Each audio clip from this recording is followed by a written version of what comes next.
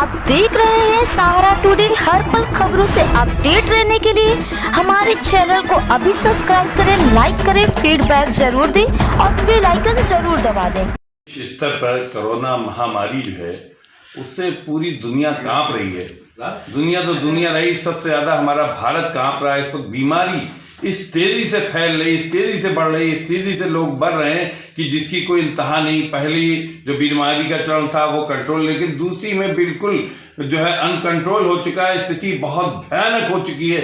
हर तरफ मौत है, हर तरफ हाहाकार है। शमशान घाट पे जो है वो लाशें जल रही है, कब्रिस्तान में दफनाए जा रहे हैं, हाहाकार है। लेकिन दूसरी तरफ एक चेहरा और है, वो बहुत बड़ा जो सामने है कि इतनी मौतों होने के बाद जो है पूरे इंडिया में देखा जाए, बंगाल में और दूसरी जगह और पंचायत के चुनाव ये हो रहे हैं। एक तरफ मौतें हो रही, दूसरी तरफ चुनाव हो रहे हैं, जिसको लेके पूरे देश के लोगों में रोष। एक सवाल है कि कोरोना का गाइडलाइंस क्या इनके ऊपर लागू नहीं होती है?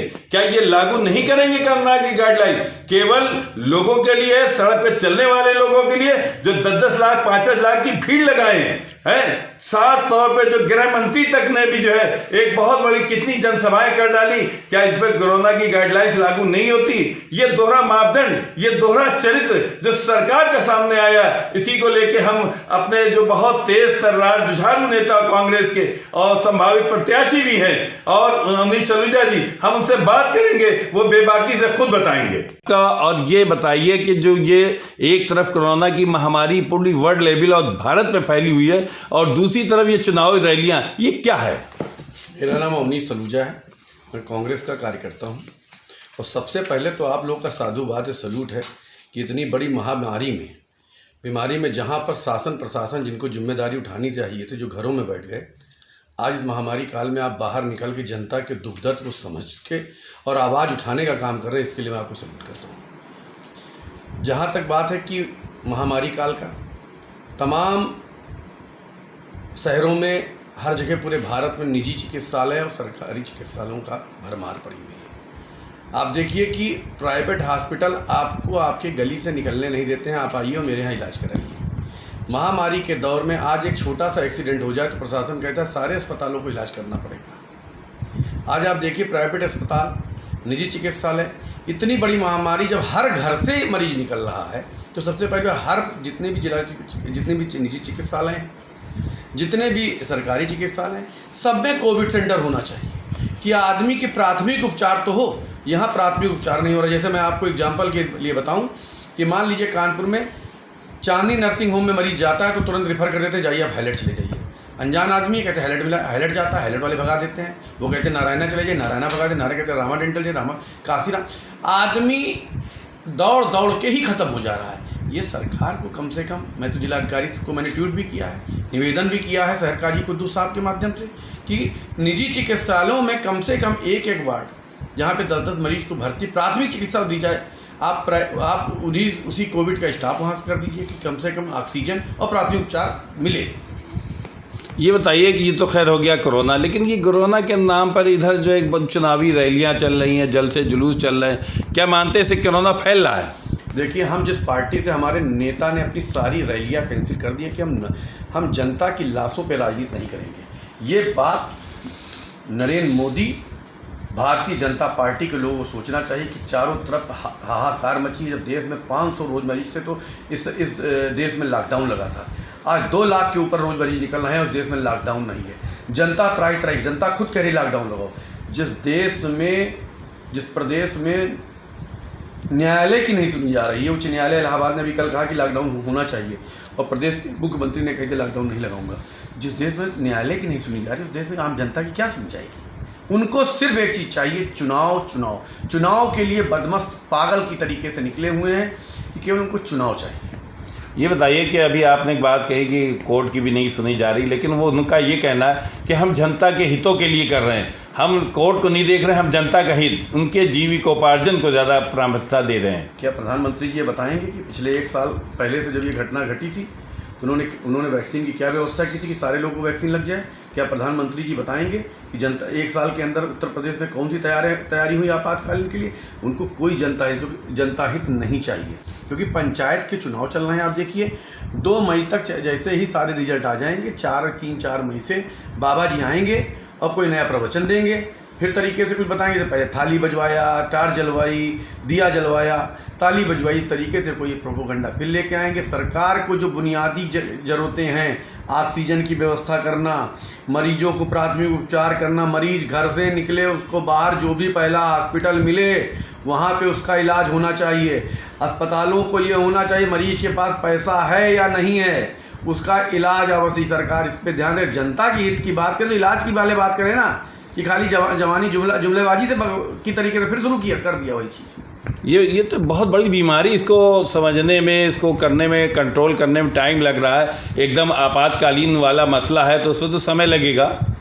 समय लगने की कोई बात नहीं, ये नहीं करें आप सरकार समय नहीं, सरकार के पास पिछले 1-1.25 सालों से समय है, लेकिन व्यवस्था देनी पड़ेगी। हम कहते हैं महामारी नहीं रुक रही है, महामारी के लिए टीकाकरण होना चाहिए, हर जगह वैक्सीन होनी चाहिए, लेकिन किसी भी गली, किसी भी मोहल्ले में किसी व्यक्ति को रात को 2 बजे ऑक्सीजन की कमी हो गई, किसी भी व्यक्ति को अगर खांसी आ गई, किसी पे फीवर चढ़ गया, तो जो प्राइवेट अस्पताल सालों के साल पैसा वसूलते थे मरीजों से, बेपनाह मतलब जो चाहते थे वसूलते थे, आज वो आपदा के काल में मुंह मोड़ के क्यों खड़े हैं? सरकार उनको जिम्मेदारी उनकी क्यों नहीं नियत करा रही? जिन अस्पतालों ने एक कमरे से शुरू किया था, आज 10-10 मंजिल की बिल्डिंग बना ली है, उनको वो कोरोना सेंटर क्यों नहीं बना रहे हैं? क्यों वहाँ पे कोरोना के मरीजों का इलाज नहीं हो रहा है? इस आपातकाल में अगर निजी चिकित्सालय और प्रशासन आम जनता का साथ नहीं देगा तो कौन देगा?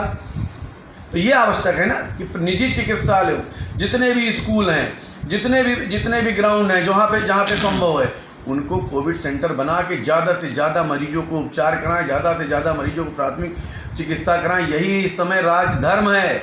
इस राजधर्म का पहले मोदी जी ने अटल बिहारी जी के कहने पर नहीं पालन किया, अब अपनी आत्मा के आधार पर पालन करें।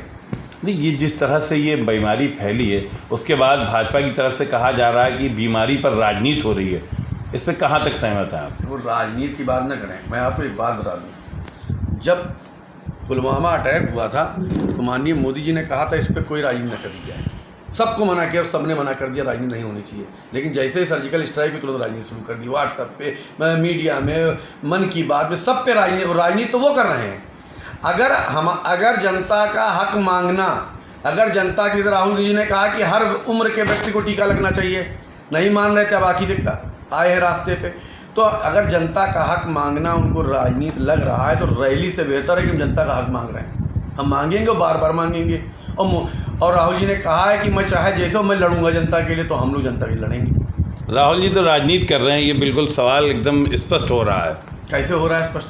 स्पष्ट ये हो रहा है कि जिस तरह से कामियों और नाकामियों को बाहर कर रहे हैं, दिखा रहे हैं, लेकिन ये चीज़ नहीं देख रहे हैं कि भारत का स्ट्रक्चर क्या है। अचानक कोई चीज़ आ जाती तो उसको संभलने में टाइम लगता है।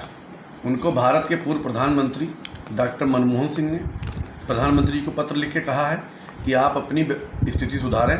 जो तरीका है कोविड को कंट्रोल करने का, ये तरीका नहीं होना चाहिए। टीकाकरण पे ज़्यादा से ज़्यादा जोर दिया जाना चाहिए। अभी 12 करोड़ लोगों को करीब टीका लगा है, देश की आबादी 140 करोड़ के करीब पहुंच गई है। तो टीकाकरण की वो केंद्र गिना रहे हैं, टीकाकरण कितना हो रहा है इस पर नहीं बता रहे हैं। ये नहीं बता रहे कितने किस डिस्ट्रिक्ट में कितने टीकाकरण की व्यवस्था कितने टीके की व्यवस्था कर दी गई है। आप चले जाइए, लोगों को टीके नहीं मिल रहे हैं। तो अगर राहुल गांधी को टीका मांगना, लोगों को स्वास्थ्य की व्यवस्था मांगना, अगर पक्ष और अगर विपक्ष को अगर राजनीति लग रही है तो मैं इस राजनीति को सल्यूट करता हूँ। राजनीति ऐसी ही होनी चाहिए कि जनता के हितों के संघर्ष करना चाहिए, लड़ाई करनी चाहिए और नाकामी सरकार की जनता को बतानी भी चाहिए। और ये काम विपक्ष का है जो बखूबी मेरा नेता राहुल गांधी कर रहा है। राहुल गांधी ने अभी जाके अपने को जो है बैक किया है, और बीमारी बहुत पहले से, आखिर इतनी देर क्यों लगाई? राहुल गांधी ने अपने को बैक इसलिए किया है कि जब केंद्र सरकार द्वारा कोई भी प्रकार की या चुनाव आयोग द्वारा कोई भी कदम नहीं उठाया गया, उनको उम्मीद थी कि ये कदम उठा के चुनाव को रोकेंगे, चुनाव में कोई सोशल डिस्टेंसिंग की बात करेंगे। लेकिन एक पार्टी लगातार लोगों को इकट्ठा करके और महामारी फैलाने का काम कर रही। जब देखा कि जो है चुनाव आयोग या केंद्र सरकार के द्वारा कोई कदम नहीं उठाया। उन्होंने कदम उठा के अपना आदर्श प्रस्तुत किया कि देखो हम रैली रोक रहे हैं, हम जनता के बीच में नहीं जाएंगे। आप वर्चुअल मीटिंग करें, आप लोगों को वीडियो कॉलिंग से, आपको टीवी के माध्यम संदेश दें, लेकिन जनता के बीच में नहीं जाना चाहिए। और इसके लिए राहुल गांधी को सल्यूट करना चाहिए। जो काम देश के प्रधानमंत्री को करना चाहिए वो विपक्ष का नेता राहुल गांधी ने करके दिखाया है। आगे क्या रणनीति होनी चाहिए? रणनीति ये होनी चाहिए कि जनता को जल्दी से जल्दी राहत पहुंचे, हर जगह हर घर में टीके पहुंचे, हर आदमी को जो जिसको ज़रूरत है उसको ऑक्सीजन घर पे, अगर ज़रूरत है घर पे ऑक्सीजन पहुंचे। ज़रूरत पड़े, आपके कानपुर में ऑक्सीजन की किल्लत हो गई है, लोगों को ऑक्सीजन ही नहीं मिल रही। जो लोग अपना व्यक्तिगत इलाज कराना चाह रहे हैं उनको भी नहीं मिल रही। तो सरकार प्राथमिक चिकित्सा पर ध्यान अगर दे देती है तो बहुत बड़ी बात है। जनता तब माना जाएगा कि ये सरकार जनहित का काम कर रहे हो ना। अपने लिए तो पंचायत चुनाव, कभी बंगाल कभी गुजरात, अपने चुनाव में लगे हैं, उनको किसी से मतलब नहीं। चुनाव में तो आप भी लगे रहे। नहीं, मैं चुनाव में तो हमारी पार्टी का आदेश था, उस समय कोरोना की शुरुआत हुई थी, हम गए, लेकिन उसके बाद हम कहीं नहीं गए। हमने केवल जनहित के काम किए हैं। और हम जनहित के अलावा हमारा जो मेन उद्देश्य, मैं शुरू से जो है सामाजिक रहा हूँ, राजनीति से ज़्यादा मेरा समाजिक सेवा में हो रहा है। तो मैंने समाज के काम किए। एक दिन का मेरा रिकॉर्ड है कि मैं एक दिन जिला पंचायत में, वो भी सोशल डिस्टेंसिंग के आधार पर बैठ के कल मैं रणनीति बनाने गया, तो उसके अलावा मैंने कोई जनता नहीं किया। ये बताइए, वैक्सीन लोगों को ज़्यादा से ज़्यादा लगवानी चाहिए या नहीं लगवानी? बिल्कुल लगवानी चाहिए, ज़रूरी है। कम से कम वैक्सीन से लोगों की बीमारी से लड़ने की शक्ति तो बढ़ेगी। लेकिन वैक्सीन तब लगनी चाहिए जब वैक्सीन तो सरकार लोग बुला रही है। वैक्सीन तो दरवाजे लोग भेज देना चाहिए। जैसे पोलियो हमारी सरकार ने पिलाया, पोलियो मुक्त किया भारत, दरवाजे भेज दो, हर मोहल्ले वार्ड वाइज, हर मोहल्ले वाइज भेज दो कि घर घर ऑक्सीजन की सब लगवा लेंगे। तो तैयारी भी तो होनी चाहिए इसके लिए। एकदम अचानक कोई चीज़ आ जाती है तो उसके लिए तो समय लगता है। सर ये बताइए कि एक साल पहले ये बीमारी आई तो एक साल तैयारी करने के लिए कम होता है? एक साल में वो जो है चंद्रयान और पता नहीं क्या क्या पूरी जो है बड़ी बड़ी बंगाल की रैलियों की तैयारी कर डाले, असम की रैलियों की तैयारी कर डाले, केरल की रैलियों की तैयारी कर डाले, उत्तर प्रदेश की पंचायत की चुनावों की तैयारी कर डाले, वैक्सीन की तैयारी नहीं कर पाए। क्या बात है सर? रैली की तैयारी हो सकती है और जान बचाने की तैयारी नहीं हो सकती। हाईकोर्ट कह रहा है कि ऐसे कौन सी वो है राजनीति की जो मतलब इंसान नहीं रहेगा तो कौन सा विकास करोगे, इंसान नहीं रहेगा तो कौन सी अर्थव्यवस्था लेके आओगे, इंसान नहीं रहेगा तो कौन सी सरकार बनाओगे। व्यवस्था सरकार के पास तंत्र है, सब कुछ कर सकते हैं। जो 15 दिन में नमस्ते ट्रम्प का काम कर सकते हैं तो इस देश में जो है वैक्सीन लगवाने का काम बड़े आराम से कर सकते हैं। एक आखिरी सवाल है, क्या उत्तर प्रदेश में लॉकडाउन होना चाहिए? बिल्कुल होना चाहिए। जब सरकार से नहीं संभल रहा है, सरकार को लॉकडाउन लगा के घर घर वैक्सीनेशन कराना चाहिए, लोग घर पे भेज पे। अब व्यापारी, प्रबुद्धजीवी वर्ग, जितने भी सीनियर सिटीजन है, सब कह रहे हैं कि जो है लॉकडाउन होना चाहिए। कानपुर में आप देख लीजिए, तमाम व्यापारियों ने खुद लॉकडाउन लगा लिया है। लखनऊ में तमाम व्यापारियों ने खुद लॉकडाउन लगा लिया है। तो सरकार जो काम नहीं करे, जनता कर रही है उतर के। उससे जनता पे भूखमरी तो पैदा होगी, भूख से मरेंगे। जब हम जिंदा रहेंगे तब तो बचेंगे। तो आप तो प्रधानमंत्री वाली भाषा बोल रहे हैं, जान है तो जहान है। बिल्कुल जिंदा रहेंगे तो तब तो जब लॉकडाउन लगे सरकार व्यवस्था दे। सरकार का काम व्यवस्था देना। आपातकाल सरकार किस लिए है? हमारे द्वारा वसूले गए टैक्स से 8-8 हज़ार करोड़ों के प्लेन पे चलना, हमारे द्वारा वसूले गए टैक्स से विदेश यात्रा करना, हमारे द्वारा वसूले गए टैक्स से जो है पूंजीपतियों के कर्ज माफ़ करना, कि हमारे द्वारा वसूले गए टैक्स से हमारे आपातकाल में हमारी रक्षा करना। उस पैसे का क्या? आपातकाल में सरकार को हमारे खाने पीने रहने हर चीज़, सरकार से तो मैं निवेदन करता हूं कि इस महामारी काल में आप कम से कम उत्तर प्रदेश सरकार में जो राहुल जी ने कहा था बिजली के बिल तो माफ़ कर दीजिए, लोगों के किराए तो माफ़ कर दीजिए, लोगों की स्कूल की फीसें तो माफ़ कर दीजिए, लोगों के दवाओं का खर्चा तो आधा कर दीजिए। सब कुछ आप अपने लिए कर रहे हो इस आपदा के काल में। इतने वर्षों तक आप अपने लिए जिए हो, 15 दिन 1 महीना जनता के लिए भी जी लो। देखिए, ये अवधेश सलूजा जी कितने बेबाकी से, बहुत स्पष्ट तरीके से इन्होंने कह दिया, बहुत स्पष्ट संदेश दे दिया। प्रधानमंत्री जी, बहुत हो चुका, बहुत राजनीति हो चुकी, अब बीमारी पे ध्यान दीजिए। राजनीति फिर होती रहेगी, बीमारी आई है, पूरा देश बर्बाद हो रहा है, पूरा देश तबाह हो रहा है, बीमारी से मर रहा है।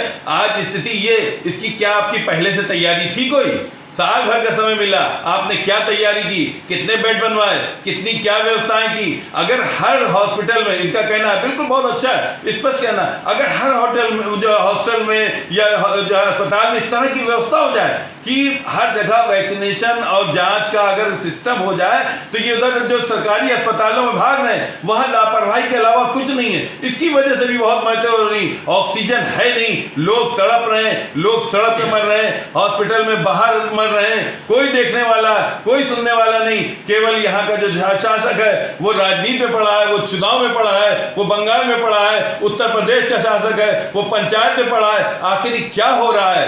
क्यों नहीं देश की जनता के साथ जो है ये खिलवाड़ हो रहा है? आखिर कब तक होगा? इसका जनता खुद जवाब देगी। आप देख रहे हैं सहारा टुडे। हर पल खबरों से अपडेट रहने के लिए हमारे चैनल को अभी सब्सक्राइब करें, लाइक करें।